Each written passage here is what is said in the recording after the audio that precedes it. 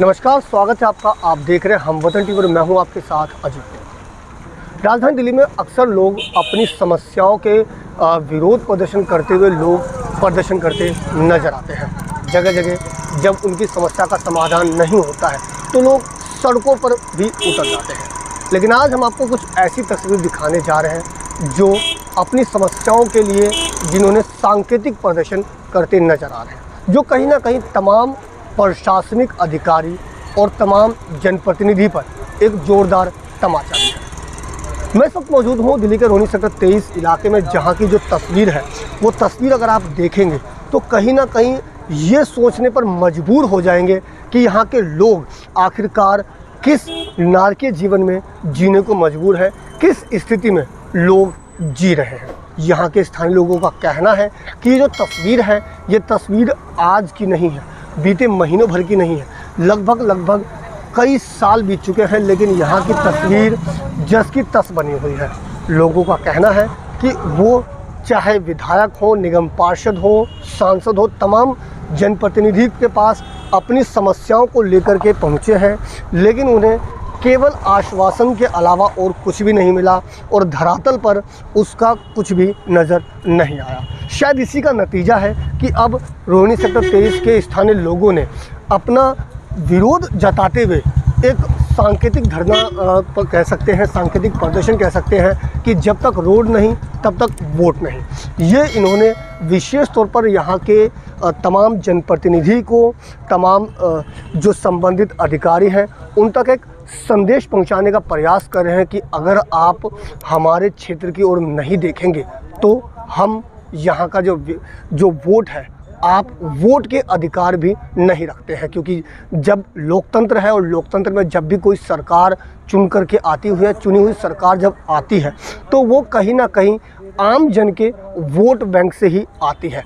लेकिन क्या हो जब वही पब्लिक उस अपने आप को जिताने के बाद भी अपने आप को ठगा सा महसूस करे।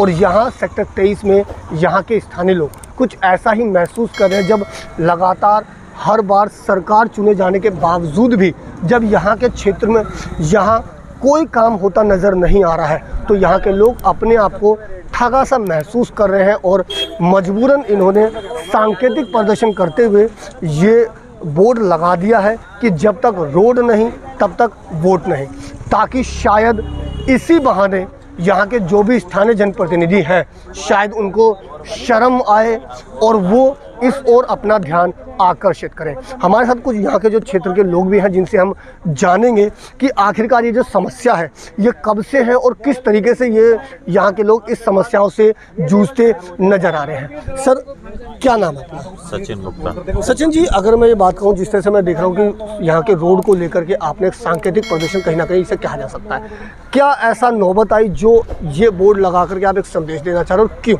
सरकारी महकमे में कोई सुनवाई नहीं है। बड़े से बड़े लेवल पे जाके देख लिया, मिन्नतें करके देख ली, कहीं कुछ नहीं आया। तो हमारे पास एक ही रास्ता था कि आज हम जो बड़े पदाधिकारी कहाँ से बनते हैं, हमारे वोट से बनते हैं, उन वोट को ही ख़त्म करो। अगर मैं बात करूं, लोकतंत्र में वोट देना हर किसी का अधिकार है और कहा भी जाता है कि वोट देना भी चाहिए। तो अगर वोट नहीं होगा तो फिर कहीं ना कहीं वो वोट, ये अधिकार हम लोग तो समझ रहे हैं, पर वो भी तो समझे जो वोट पाने के बाद बड़ी बड़ी कुर्सियों पे बैठ जाते हैं, बड़ी बड़ी गाड़ियों में 4 गाड़ी आगे जा रही है, 4 पीछे जा रही है। एक बार यहाँ ला के देखो ना गाड़ी कितनी बड़ी। ये जो समस्या पिछले कितने समय से बनी हुई है? ये तकरीबन 3, साढ़े 3, 4 साल से, बल्कि ज़्यादा ही होगी। बिल्डर मकान बेचता है, ये कह के 6 महीने में रोड बन जाएगा। आदमी लुभाव में मकान खरीदता है, वो 6 महीनों के 6 साल हो गए, आज तक तो रोड के दर्शन नहीं है। तमाम अधिकारी या जनप्रतिनिधि के पास आप गए होंगे, क्या उनका कहना रहता है इस बाबत? बस फंड्स भी क्लियर हो चुके हैं, एमसीडी डीडीए पे डालता है, डीडीए एमसीडी पे डालते हैं। हम लोग तो उनकी गद्दी पे जाके बैठ के नहीं देख रहे ना कितना काम बढ़ चुका है। वो तो एक मीठी सी गोली दे के आजाद दे देते हैं, हम 5 साल से वो खा ही रहे हैं। हमारे साथ और भी लोग मौजूद हैं, हम उनसे भी जानेंगे कि किस तरीके से इन लोगों को समस्या हो रही है। सर, क्या नाम है, कितने समय से समस्या है? सर, अरुण कुमार शर्मा मेरा नाम है। यह समस्या हमारी लगातार पिछले 6 सालों से हम लोग तो भोग ही रहे हैं, पर पिछले 2 से ढाई सालों से हमारी लगातार भाग दौड़ हो रही है हर एक सरकारी विभाग में। तो सभी विभागों से मतलब है, पहले हम डीडीए के पास गए थे क्योंकि हमारे नॉलेज में यही चीज़ थी कि डीडीए के पास है हमारे। डीडीए से हमने बात की तो उन्होंने हमें यह बताया कि हैंड ओवर टेक ओवर वाला वर्क एमसीडी के साथ उनका हो गया है, जिसमें हैंड ओवर टेक ओवर में टाइमिंग लग रही है, बट फ़ंड एमसीडी तक पहुंच चुका है। तो हमने फ़ंड की डिटेल्स मांगी तो हमारे पास फ़ंड की डिटेल भी पहुंची, जिससे हमें ज्ञात हुआ कि 2,76,17,659 रुपये का फ़ंड एमसीडी के पास पहुंच चुका है इस कार्य के लिए, यहाँ पर रोड, नालियों इत्यादि वर्क जो हैं उनके निर्माण कार्य के लिए। पर फिर हम एमसीडी ऑफिस में गए उस चीज़ की बातचीत करने के लिए, तो उनके द्वारा हमें बताया गया कि उनकी ऑनलाइन आईडी नहीं मिल पा रही है, तो फ़ंड वगैरह वो नहीं डाल पा रहे हैं, एस्टीमेट बना के नहीं डाल पा रहे हैं। पर 17 अगस्त 2022 को उनको आईडी की भी प्राप्ति हुई और उन्होंने वो बताया कि उन्होंने वो एस्टीमेट बनाकर आईडी पर डाल भी दिया है। उसमें अप्रूव्ड होने में दिक्कत आ रही है। 2.5 करोड़ का एस्टीमेट उनके द्वारा बताया गया है कि ये 2.5 करोड़ का एस्टीमेट है। पैसा है हमारे पास, जितने का एस्टीमेट बना है उससे ऊपर पैसा है हमारे पास, पर फिर भी हम काम स्टार्ट नहीं कर पा रहे। उसका हमने जब उनसे रीज़न पूछा तो कह रहे हैं कि हमारे उच्च अधिकारी अभी इस चीज़ का निरीक्षण करेंगे। तो मैं सिर्फ यही चीज़ जानना चाहूँगा कि अगर यही हालात प्रधानमंत्री निवास के समक्ष हों, मुख्यमंत्री निवास के समक्ष हों, क्या तब भी इसी प्रकार से 6 सालों तक रोक दिया जाएगा काम को? 6 सालों तक ये रोड का निर्माण करके नहीं दिया जाएगा? क्या चीज़ इस चीज़ से हम देख सकते हैं? अगर मैं बात करूं, जिस तरह से आपने बताया कि 2.5 करोड़ का बजट और अमाउंट जो एमसीडी के खाते में 2,76,00,000 बजट है और लगभग 1 साल होने वाले हैं इस अमाउंट को आए हुए, लेकिन अभी तक इस विकास कार्य को अंजाम शुरू नहीं हुआ है। क्या कहेगा, किसकी लापरवाही आप मानते हैं? सर, इसमें सबसे बड़ी लापरवाही डीडीए की मानूंगा मैं, क्योंकि डीडीए ने बिना किसी चीज़ को सोचे समझे, बिना किसी को आश्वासन दिए या चीज़ को टेम्परेरी वर्कआउट करे, कैसे एमसीडी को फंड हैंड ओवर कर दिया कार्य की शुरुआत करवाने के लिए। बिना कोई एस्टीमेट तैयार नहीं किया या कुछ भी तैयार नहीं किया गया, काम में कोई शुरुआत नहीं गई, कैसे उन्होंने एमसीडी को कर दिया। डीडीए का मतलब ही है दिल्ली विकास प्राधिकरण, दिल्ली डेवलपमेंट अथॉरिटी। तो डेवलपमेंट का यहाँ पर आप कुछ भी देख सकते हैं कि यहाँ पर कुछ डेवलप हुआ है जो उन्होंने वो एमसीडी को दे दिया। उनको पहले यहाँ पर ये रोड बनवाना चाहिए था, उसके बाद फिर उसके निरंतर उसको कार्यरत रखने के लिए एमसीडी को देना चाहिए था। मतलब कुल मिला के कह सकते हैं कि अपना पल्ला झाड़ने के लिए या आरोप प्रत्यारोप की वजह से ये जो क्षेत्र का जो विकास है वो अधर में लटका हुआ है। बिल्कुल बिल्कुल यही चीज़ है, क्योंकि पीएमओ ऑफिस तक हमारी कंप्लेंट पहुंच चुकी है। मुकुल दीक्षित जी तो पब्लिक ग्रीवेंस रिपोर्ट्स देखते हैं, उनके द्वारा रिमाइंडर मेल भी भेज दिया गया है। आदिश कुमार जैन जी जो एक्शन है एमसीडी के, पर उनके द्वारा ग्रीवेंस पोर्टल पर अभी तक कोई भी जवाब नहीं डाला गया है कि कब तक ये रोड का निर्माण कार्य वो शुरू करेंगे। हमारे साथ कुछ और भी लोग हैं, हम उनसे भी जानेंगे कि किस तरीके से जो संदेश है, क्या संदेश देना चाह रहे हैं सर। रोड जब तक रोड नहीं तब तक वोट नहीं, क्या संदेश आप स्थानीय जनप्रतिनिधि या अधिकारी तक पहुंचाना चाहते हैं? संदेश सीधा है कि आप हमारे लिए काम कीजिए, हम आपके लिए काम करेंगे। हमने आपको वोट दिया है, आपकी जिम्मेदारी है हमारे उसके फैसिलिटी को प्रोवाइड कराना। हम आपके पास नहीं जाएंगे तो किसके पास जाएंगे? अगर आप नहीं सुनेंगे तो कौन सुनेगा? हमें तो प्रशासन से उम्मीद है ना। हम इंडिविजुअली किस ऑफिसर का जाकर गला पकड़ें? हम तो प्रशासन से बात करेंगे। प्रशासन को इतनी रिक्वेस्ट करने के बाद भी अगर वो हमारे फेवर में कोई काम नहीं कर रहा है तो पर ये ऑप्शन रहता है कि हम वोट ना करें। अगर मैं बात करूँ, ये जो समस्या पिछले कितने ये समस्या बनी हुई है और जो अभी तक इसका काम नहीं शुरू हुआ है? ये 4-5 साल हो गए हैं इस समस्या को, और उसके बाद कभी मेंटेनेंस वर्क भी नहीं हुआ। इवन अगर मेंटेनेंस होती रहे रोडों की तो भी थोड़ा सा ठीक रहता है, कंडीशन ठीक रहती है।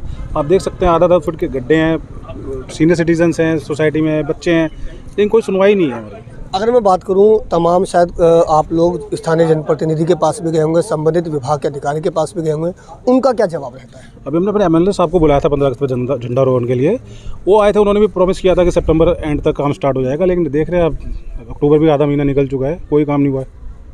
और भी लोग हैं, उनसे भी जानेंगे कि किस तरीके से जो समस्या है, कब ये जो समस्या बनी हुई है, कब से बनी हुई है? मैं लगभग 4 साल से यहाँ रह रहा हूँ और ये समस्या 4 सालों से जस के तस बनी हुई है। किसी के कानों में जूं नहीं रेंग रहा है। हमें किसी से ग्रीवांसेस इस बात का नहीं है कि जो है आप क्या कर रहे हो नहीं कर रहे हो, आपस में क्या जो है आपकी जो है गुटबाजी है। मुझे बेसिक बुनियादी जो हमारी आवश्यकता है, एक नागरिक को जो मिलना चाहिए वो हमें प्रोवाइड कर दो। मेरे आपसे यही रिक्वेस्ट है, यही एक जो है गुजारिश है कि आप अपनी समस्या को अपने तक सुलझाओ। जो नागरिक का, एक सिटीज़न की जो फंडामेंटल राइट्स है, जो उनका लाइफ को लेकर के जो उनकी एक्सीडेंट्स हो रहे हैं, स्नैचिंग हो रही है, लाइट की कोई व्यवस्था नहीं आप देख रहे हो, पानी जो हमारी बेसिक नीड है वो नहीं मिल रहा है। एक दिन मिलता है, वो भी 2 घंटे के लिए पानी। अगर कहीं आप सोए रह गए तो आपको अगले तीसरे दिन चौथे दिन पानी मिलेगा। तो इस तरह की समस्याएं, ना पानी, ना बिजली, ना सेफ्टी, और रोड की स्थिति तो आप देख ही रहे हैं, वो आपके सामने है कि क्या हालात है। जब तक रोड नहीं तब तक वोट नहीं, बोर्ड लगा हुआ है तब हम लोग जा रहे हैं, देख रहे हैं। ये जो पूरी स्थिति है, यहाँ की जो दयनीय हालात है, आप इसके लिए जिम्मेदार किसको मानते हैं? इस हालात के लिए लोकतंत्र है और लोकतंत्र में हमने चुना है, तो इसके लिए हम यहाँ के जो जनप्रतिनिधि है वो जिम्मेदार हैं, क्योंकि हमने वोट किया, अपने कर्तव्य का निर्वहन किया। तो उन जनप्रतिनिधियों से भी आग्रह है कि आप उन जनता के जो इच्छाएं हैं उसकी पूर्ति करें, और वो इच्छाएं वो उनकी अपनी नहीं है, इंडिविजुअल नहीं है। It is a common problem of all the citizens who are residing here. From the 4 years, they are suffering with all the problems related to water, related to safety, related to electricity, and the worsened condition of the roads. Every day there are the accidents. The ladies are suffering with the problems. We cannot able to commute from one side to another side without any vehicle. And even a vehicle is very dangerous. We cannot do anything.